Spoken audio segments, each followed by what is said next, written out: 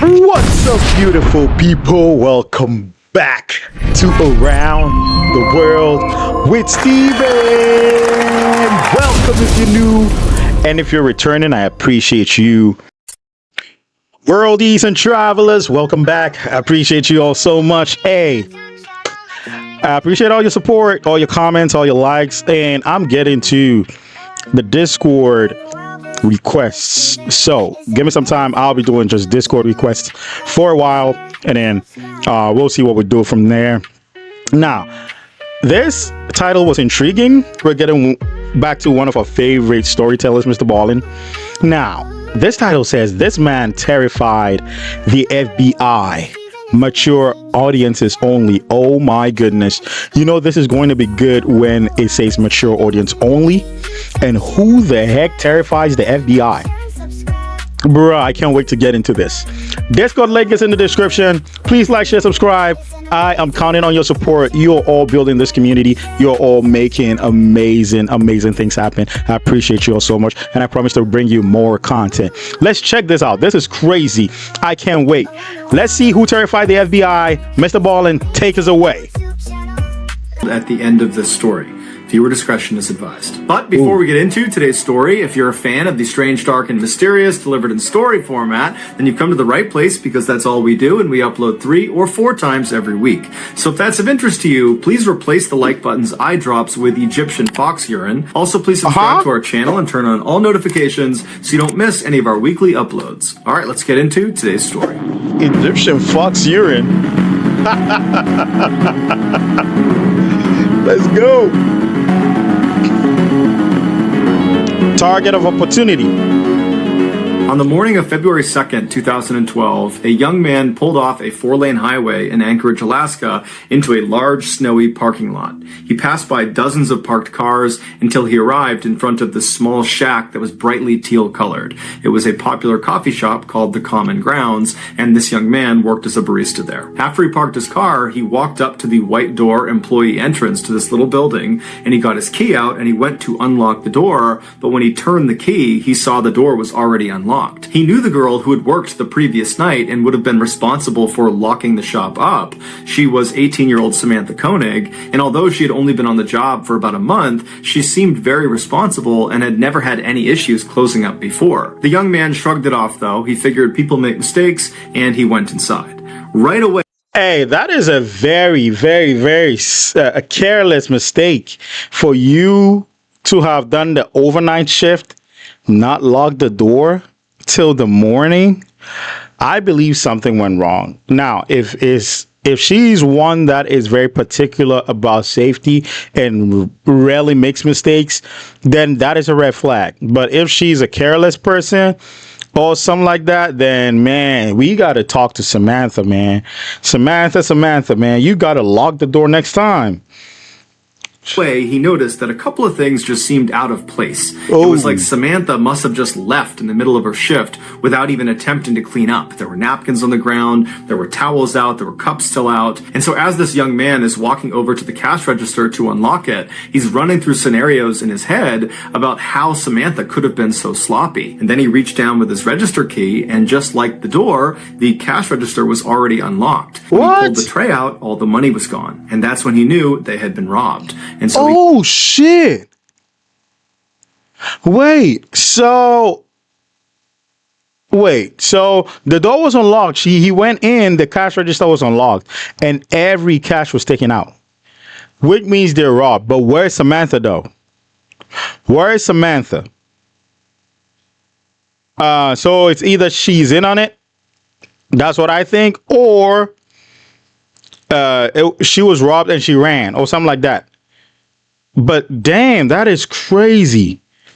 He called his boss. The night before, Samantha had asked her boyfriend, Dwayne, to pick her up after her shift at the Common Grounds. Dwayne arrived in front of the kiosk at about 8:30 p.m., which was 30 minutes after her shift should have been over. Dwayne had gotten held up at his job, which is why he was late. And so when he gets there, Dwayne looks around the parking lot, and he doesn't see Samantha anywhere. He sees the coffee shop itself is totally dark and looks like it's been closed up for the night. And so Dwayne gets out of his truck into the freezing cold night air, and he walked up to the window of of this coffee shop, and he pressed his face up to the glass to look inside, but there was nobody in there. Dwayne automatically went back to the fight he had gotten into with Samantha earlier in the night via text message. She had accused him of cheating on her. He had been kind of nonchalant, like he didn't care about it, and what ensued was a really ugly fight. And so as Dwayne is walking back to his truck, he's thinking to himself, maybe Samantha just didn't want to see him because of the fight, and so at the end of her shift, she got a ride home from her father, or maybe from a friend, and that's why she's not here. And so Dwayne gets back inside of his truck, and he sends a text message to Samantha asking if she's okay, if she's gotten home,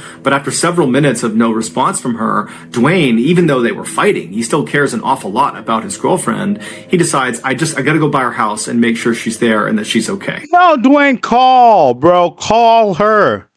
Call her. Now, linking the first piece of information to this one makes it scary. Guy came the next morning. Everything was open. They were robbed. Now, the previous night, Samantha had called a boyfriend to come and pick her up. He got there and Samantha was not there.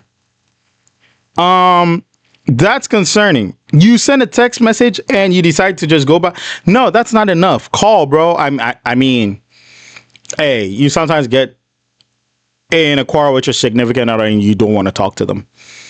Sometimes. But, dude, if it comes to this, I am calling. I don't care the amount of fight we had, the misunderstanding, whatever. I'm calling you nonstop, man. Even before I get to your house. Bro.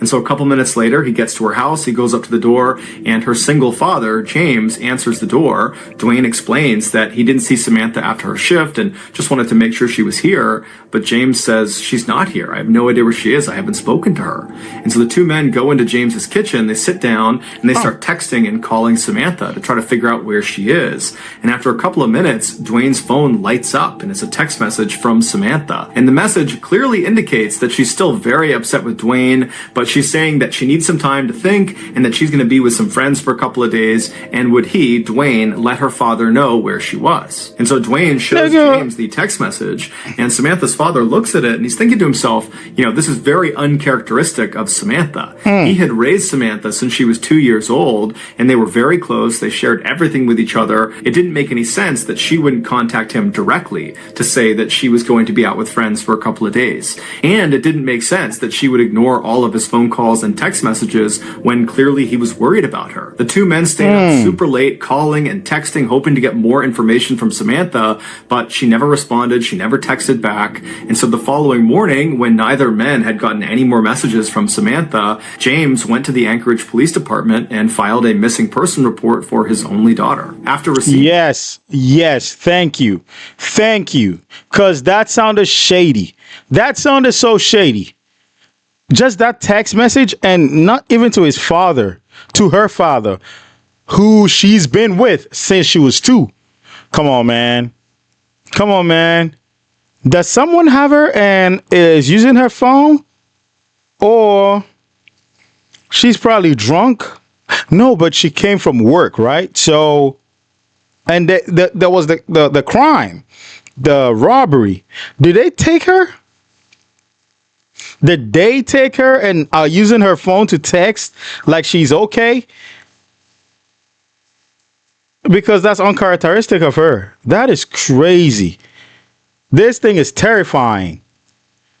This missing person report, an officer with the Anchorage Police Department called the owner of the Common Grounds coffee shop to ask about Samantha. And the owner actually said they just got a call from their barista that was working at the kiosk that morning, and they had informed them that apparently there had been a robbery and no one can get in touch with Samantha. No one knows where she is. The owner told the police officer that as soon as she got her hands on the security footage from the night before, she would send it over to the police department. While the police waited for this footage, some officers began calling Samantha's friends and other family members to see if they knew where she was, but no one had heard from her and no one knew where she was. No one had any information. Some other police officers headed over to the Common Grounds coffee kiosk to get a look at it for themselves. And when they got there, there was no sign of a struggle outside or inside the kiosk. And inside, underneath the counter, was a panic button that had not been pressed. And so even though Samantha's father thought there was something odd about her final text message, the police began operating under the theory that Samantha Samantha had robbed the kiosk and then left of her own accord. But what confounded police was how Samantha actually physically got away from the coffee shop. She didn't have a car that night, and she couldn't have just walked away because the weather was way too miserable and cold outside,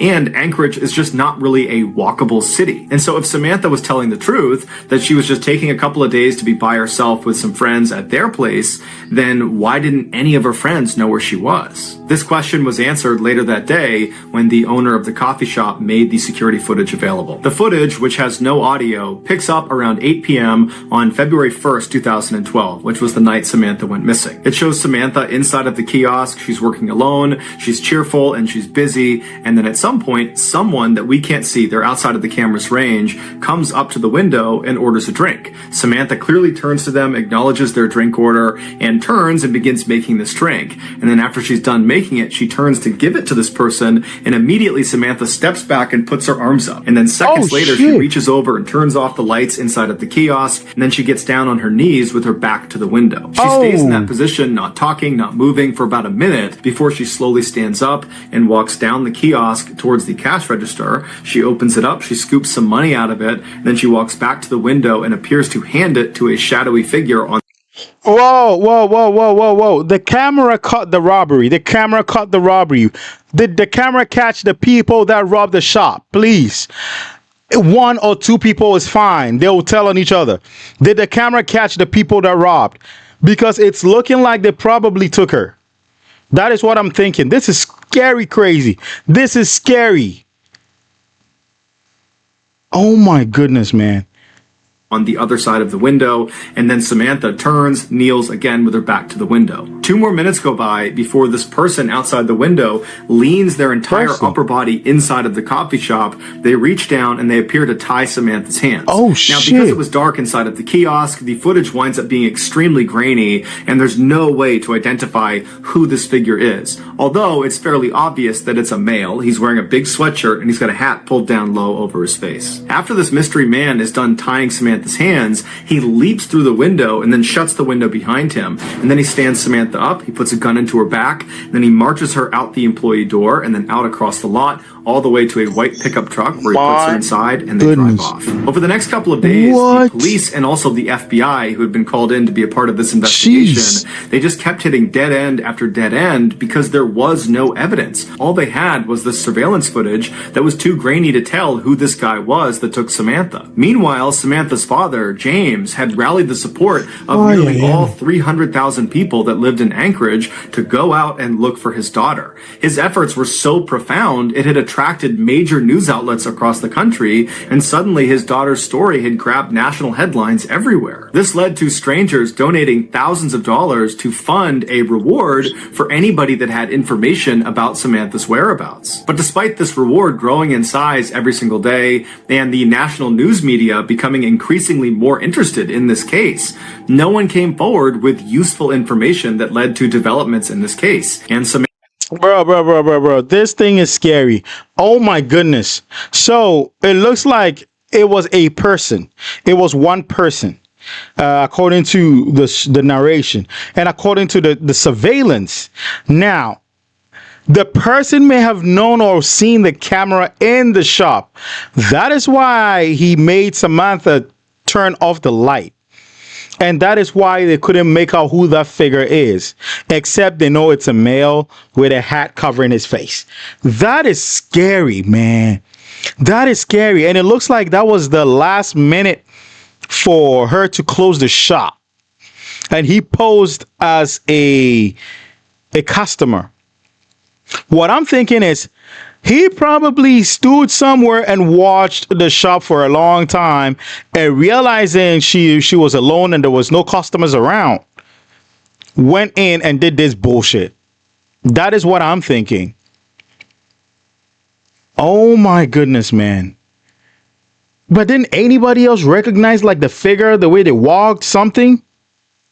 Samantha never got in touch with Dwayne or her father. Then on February 24th, so 3 weeks after Samantha's gone missing and no one's heard from her, Dwayne got a text message from Samantha's phone, and it was directing him to a particular sign inside of a nearby public park. And so Dwayne and James read this text, they shared it with the police department, and then they raced to this park and actually beat the police there by about 15 minutes. And so Dwayne and James, they walk through the gates and they start walking down this main trail, and they stop in front of this sign. It was actually a bulletin board, and tacked on the bulletin board was a Ziploc bag, inside of which was a typed ransom note, and on the ransom note, literally Xeroxed onto it, was a black and white photo of Samantha. And in this photo, Samantha looks kind of dazed, like she's got a blank expression, and she's not really looking at the camera, she's looking just to the side of the camera. And then in this picture, a man is holding a copy of the Anchorage Daily News newspaper that's dated February 13th, 2012. This was a proof of life photo where Samantha's captor was holding up that newspaper to indicate that Samantha was alive as of February 13th.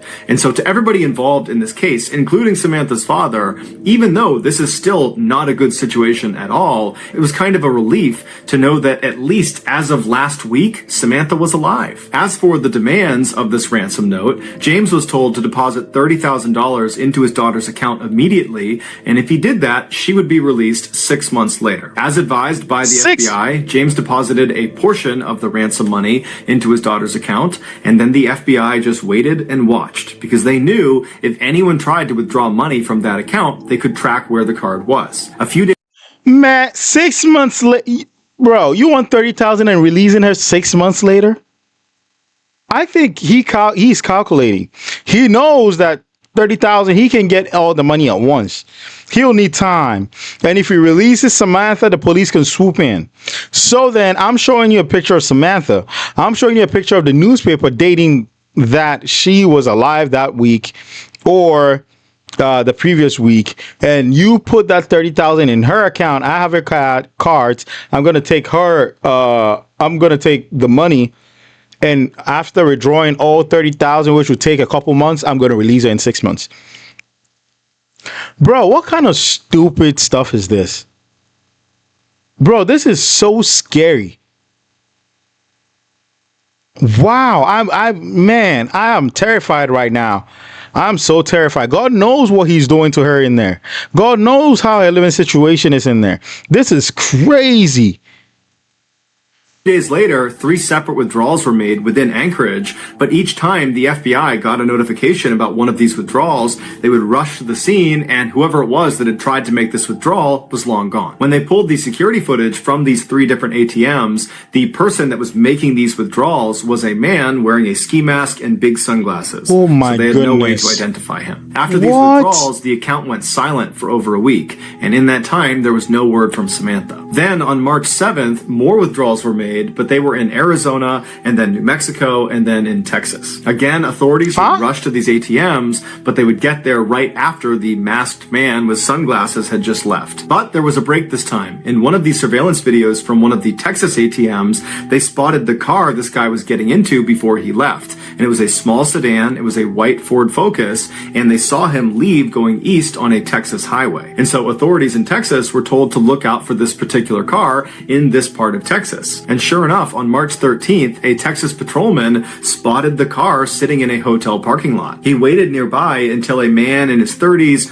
walked out of one of the hotel rooms, walked down, and got inside the car, and then this patrolman just kind of followed him and looked for any reason to pull him over. And as he had his radar gun on this guy, he noticed he was going 2 miles per hour above the speed limit, and so he pulled him over. The patrolman got out, he walked up to the driver's side window, the window was already down, the man was very calm. The patrolman asked him for his license, and the guy handed him an Alaskan license. His name was Israel Keys, he was 34 years old, and he lived in Anchorage. The patrolman knew this was the guy. He called in backup, and before long they were searching Keys' car, and in the trunk they found a ski mask along with other clothes that matched the description of the guy who was making withdrawals from these different ATMs. They also found a gun, as well as Samantha's cell phone and debit card. After Keys was arrested and was brought into custody, this guy? You've got to be kidding me, man. This guy had the nerve to take somebody and ask for ransom. This guy. whose half head looks like a smashed in cucumber. This guy, bro. Oh my goodness, bro. Some people, man, you could look at him and oh my goodness. This is insane. He doesn't even look like, he looks like somebody you meet on the beach with no job, on unemployment, but always on the beach somewhere. My goodness, man. He denied having any involvement with Samantha's disappearance, but after being presented with the overwhelming evidence that suggested otherwise, he caved and said yes, he would tell them the full story of what happened to Samantha. They had to get him an Americano coffee, a peanut butter Snickers, and a cigar. Once he had said items, he began to speak. And what you've got to be kidding me, man. Somebody do something to this guy, man. Are you serious right now? You took somebody and hiding them using their ATM cards, and to tell them where the person is, you need a coffee and bro, man. Sometimes I just wish, like somebody like this, just, man, I can't say stuff on YouTube. He said was so disturbing and so graphic, the FBI still has not released the full transcript of his confession. Here is the version of events based on what was made public. On February 1st, 2012, Keyes decided he was going to rob the Common Grounds coffee kiosk. He walked up to the window expecting there to be some teenager working inside, and he was right. It was Samantha. He asked her for an Americano, and while she turned to make his drink, suddenly his plan changed. Not only was he going to steal money from inside of this coffee shop, he decided he was going to steal Samantha from this coffee shop. When she turned back with his drink and handed it to him, he discreetly pulled his gun out and aimed it at her and told her this was a robbery. That's when she backed up and put her hands up, and then she turned around, he tied her hands, he jumped back inside, and then he said after he shut the window, he jammed napkins inside of her mouth so she couldn't make any sound, and then he marched her out the door, outside, into his car, and they took off. Once they were in This guy's a predator, man. Like, I mean, this is stupid. Like, this goes to show that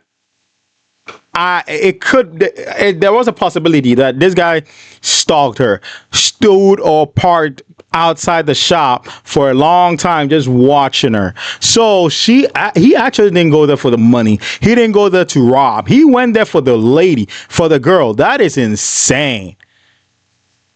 That is insane. Man, how I wish Samantha could have protected herself, or somebody could have protected her from this idiot, man. Look at this guy, bro. Oh, man. In the vehicle, he pulled the napkins out of her mouth, and he told her if she tried to escape or if she tried to flag anybody down, that he would just kill her. And so he said she was very obedient. She was obviously very scared, but she was trying to do her best to stay composed. At some point, Keyes reached over and took her phone and sent that text message to her boyfriend, informing him that she was going to be spending a couple of days with friends and that he should tell her father. And then Keyes told Samantha he was going to be holding her hostage and trying to extract some ransom money. Samantha told Keyes that her family was very poor and that he wouldn't get much money out of them. To which Keyes said, "Don't worry about it. I know they'll raise money and they'll come up with it somehow." Then they drove around Anchorage for several hours, periodically stopping so Samantha could get out and relieve herself, other times so Keyes could smoke a cigar. Then around midnight, Keyes made his way back to his house, and he pulled into the driveway, and he turned to Samantha, and he had her go in the back seat and lie down. Then he put some tarps over her, and he told her if she tried to escape, he would kill her. And then Keyes got out, and he walked inside of his house, where his 10-year-old daughter and his girlfriend were fast asleep. And in just a few hours... Bro, what? Bro, he had... Oh. He had a 10-year-old daughter. He had a wife. What? Oh my, no. hours, Keyes and his daughter were scheduled to go to New Orleans for a 2-week-long luxury cruise. Keyes left his house and went back to his car. He put a blindfold on Samantha and then led her down the driveway to his shed. Once inside, he sat her down on an upturned bucket in the back of the shed, and then he put a rope around her neck, and he anchored each end of the rope to the wall so she was pinned to the wall. Then Keyes turned his radio all the way up to make sure it masked any noise she might make, even though he reminded her repeatedly that if she made any noise, he would just kill her, and by and large, she was very obedient. And then he gave her a couple of cigarettes to smoke and told her it was going to be just fine, to just chill out, that he was going to get the ransom money from their family, and then as soon as that was done, he would let her go. He turned on some space heaters to keep the space warm, and then he left and locked the door. He walked back into his house and double-checked that his daughter and his girlfriend were still asleep. They were. Afterwards, he started drinking some wine and relaxing, and then after a little while, he got a cup of water and he went back out to the shed. He went inside and he gave the water to Samantha, and he said Samantha was very composed. She was obviously frightened, but she asked him, "Did you speak to my father? Did you figure out the ransom situation?" And Keyes told her that, "Yes, I talked to your father. Everything's working out fine. He's going to raise the money. We're going to get you out of here. Everything's going exactly to plan." After that, he walked up to Samantha and he unscrewed the two anchors that were holding that rope up against her throat, and then he cut the zip ties on her wrist, allowing her to relax and sit forward and just kind of be at ease for a second. And it was very obvious that Samantha was relieved. Her nightmare was about to be over. But then seconds later, Keyes grabbed her really aggressively and tied her up all over again, this time much more thoroughly and much more tightly. It had been... Oh my gosh, bro. Yo, frick, man. I have goosebumps. Bro, I'm terrified. I'm not, bro, this is crazy. He's playing with her at this point. And he has a 10-year-old and a wife in there, probably not knowing what is happening in the shed. Oh, man, bro. The terror in Samantha's eyes, bro. How? Oh my gosh. A cruel trick. When he cut her handcuffs and undid her necktie, he just wanted to see what she would do if she thought she was being let go. When in reality, he was never going to let her go. There was no ransom. He had not spoken to her father. It was all a big lie. Keyes told investigators that as he was tying her up for that second time, he looked at her face, and she had this look of total resignation. He said she knew what was about to happen to her. After Keyes tied her up, he left the shed and locked it behind him. He went inside to check one more time to make sure his 10-year-old daughter and his girlfriend were still asleep. When they were, he went back to the shed, he opened it up, he went inside, and this time when he stepped inside, it smelled like urine and sweat. Oh, he looked down at gosh. Samantha and she was terrified. He walked up to her and he began to assault her. And then after he was done, he was standing over her, getting his clothes back on, and Samantha very stoically looks up at him and says, "Are you going to kill me?" And he says, "Yes, I am." As he put on his leather gloves, she tried to talk him out of it, but he said there was no other way. Keyes would tell investigators that he was very impressed with Samantha's bravery. Shortly before 4 a.m., Keyes drove a knife into Samantha's back before choking her until she stopped moving. He told investigators that she never made a sound. After she was dead, Keyes left the shed and locked it behind him. He went into his house, he took a shower. Afterwards, he woke up his daughter and told her to start getting ready because they were leaving soon for the airport. While his daughter was getting ready, Keyes went back out to the shed, he went inside, he rolled Samantha's body up in a tarp and pushed her towards the back. He unplugged the space heaters, turned off the lights, turned off the music, and then double-locked the shed and went back inside the house to make his daughter breakfast. At 5 a.m., a cab showed up at the house, and Keyes and his daughter hopped inside, and they made their way to the airport, and then on to New Orleans, where they went on their 2-week-long vacation. After they got back, Keyes went inside of his shed, he unrolled Samantha from her tarp, and by his account, she still looked fairly lively, and so he dressed her in some new clothes, he put lots of makeup on her face, he braided her hair, and then he stitched her eyelids open, so it gave the impression she was alive and alert, and then he held up a copy of the Anchorage Daily News next to her, and then took several photos, creating that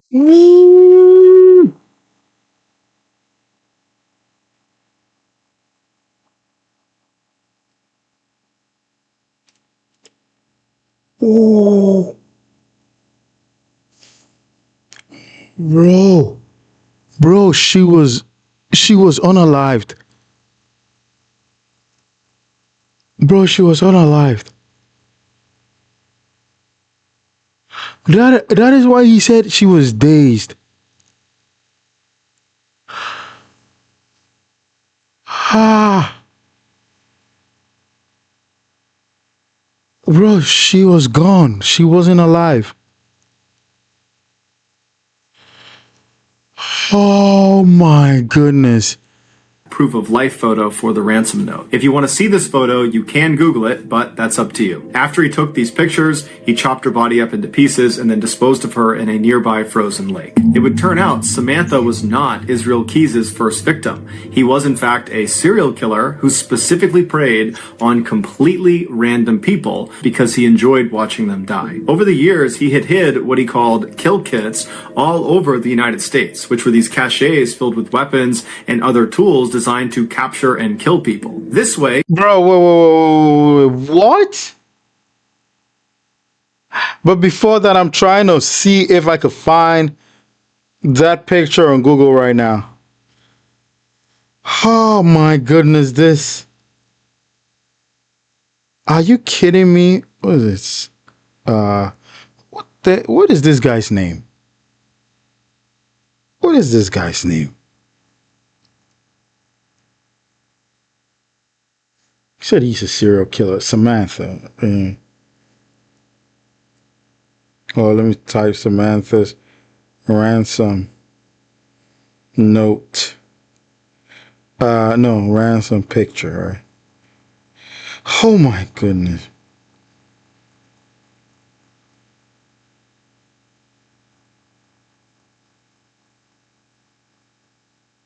I'm not finding this. Oh, Israel Keys is his name, huh? Jeez. Oh, no. No. No.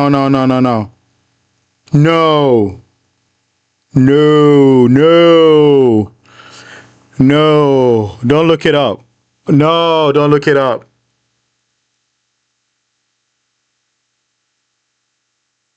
Yeah, if you look at the picture, you could tell something's wrong. You could absolutely tell there was something wrong.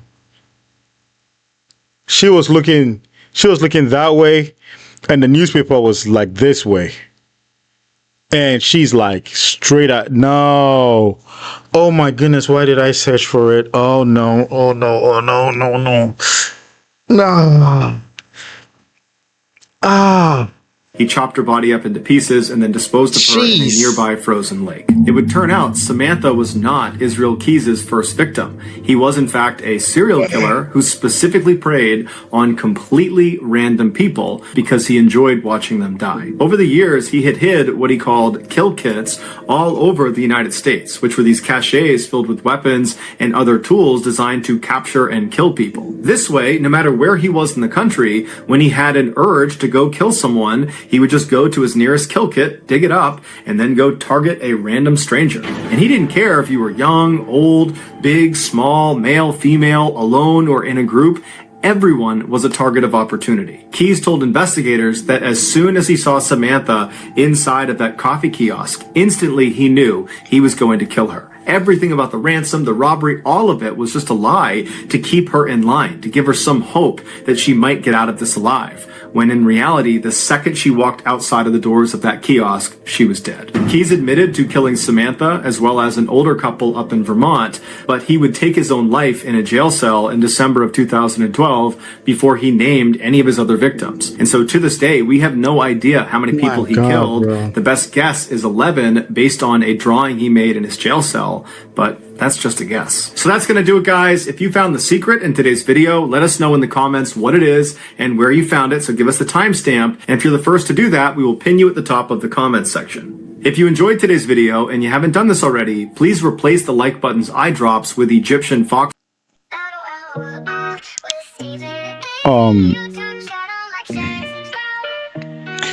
The title, when I saw This Man Terrified the FBI, I thought it was going to be like some mafia type thing. Because I think Israel Keys, whatever his name is, like there's a picture of him drinking something. So I thought like probably a mafia boss terrifying the FBI or something. Like that was the idea I had in mind, bro. This is chillingly disturbing, bro. Don't Google the picture, please. Just don't. It's not worth it, bro. So rest in peace to Samantha, man. So that was 2 weeks after she was unalived. This piece of shit went to a 2-week vacation with his 10-year-old daughter. Came back, rolled her out after 2 weeks that she was unalived. Applied makeup and dressed her and took that photo. Stitched her eyelids. And it's a little past midnight right now. I don't know how I'm gonna sleep. I just don't know. I don't know why I did this. Bro, I'm gonna hug my wife throughout. Like, I can't, bro. Hey, yeah, it's all for you guys. Please like, share, react, like, share, subscribe, and comment whatever your words. Don't Google the picture. Just don't. Oh my goodness, bro, this is so terrifying. This whole story is terrifying. We have people like this living amongst us. Man, please take care of yourself, man. Take care of yourself. Look, have something to protect yourself too. If it's a pepper spray, pocket, whatever it is, just to protect yourself from evil like this, man. I'll see y'all next time. I love you all so much. Take care of yourself, man. Bye. Tuned in, hit play, let's take a ride around the world with Steven, we worldwide. Stories so wild, they keep you hooked. Subscribe and share, come take a look. Reacting to the stories, the crazy, the real. With every new video, we bring the thrill. From mysteries to drama, we cover it all. Join the fam, let's have a ball. From dark tales to